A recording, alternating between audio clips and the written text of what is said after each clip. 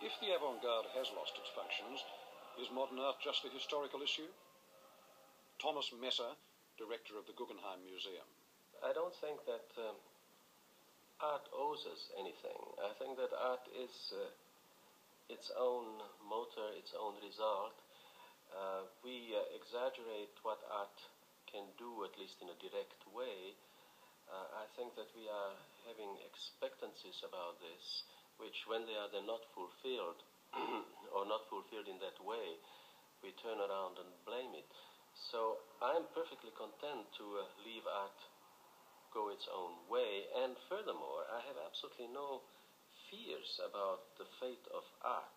I do worry about art institutions, which is a different matter.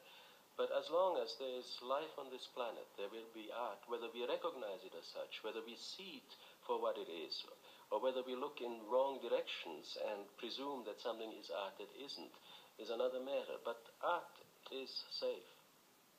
As to whether modernism is over, I think it's probably a little too early to say. I don't think that it's out of the realm of possibility that a handful of great geniuses, great painters, could emerge within the next 10 years and revitalize this tradition. And that's all it takes, 2 or 3 men. At the same time, they will revitalize it, I think, in a way that will make it not certainly resemble very closely what existed before. And I would have to admit, in the face of those who argue that modernism is over, that there is a lot of evidence to suggest that a period is ending.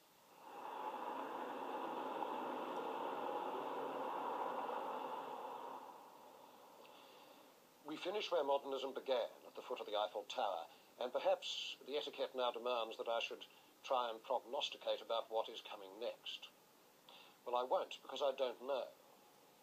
History teaches us one certain thing, that critics, when they fish out the crystal ball and start trying to guess what the future will be, are almost invariably wrong. I don't think there's ever been such a rush towards insignificance in the name of the historical future as we've seen in the last 15 years. The famous radicalism of 60s and 70s art turns out to have been a kind of dumb show, a charade of toughness, a way of avoiding feeling.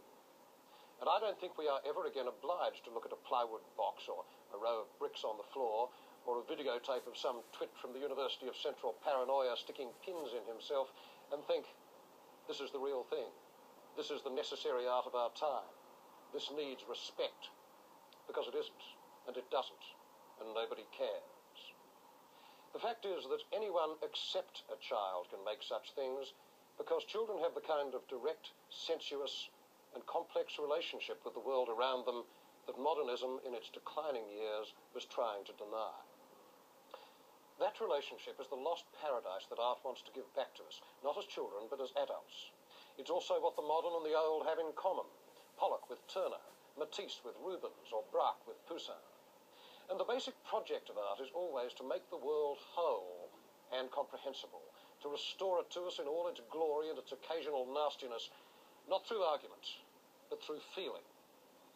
And then to close the gap between you and everything that is not you, and in this way to pass from feeling to meaning. It's not something that committees can do. It's not a task achieved by groups or by movements.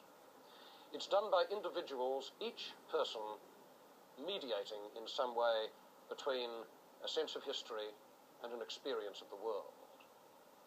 This task is literally endless. And so although we don't have an avant-garde anymore, we're always going to have art.